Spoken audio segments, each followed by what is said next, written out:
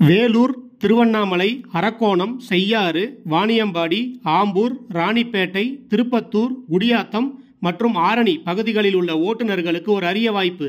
சென்னையில் உள்ள பிரபல நிறுவனத்திற்கு பொலிரோ பிக்கப் ஏடிஎம் வாகனம் ஓட்ட பேட்ஜ் லைசன்ஸ் உள்ள டிரைவர்கள் 50 பேர் உடனடியாக தேவை. வயது 22 முதல் 55க்குள் இருக்க வேண்டும். மாத சம்பளம் 18,650. இஎஸ்ஐ மற்றும் பிஎஃப் உண்டு. ஓடி உண்டு. ஓடியில் மட்டுமே ஆவரேஜாக மாதத்துக்கு 10,000 ஒரு 15,000 வரைக்கும் நீங்கள் எடுக்கலாம்.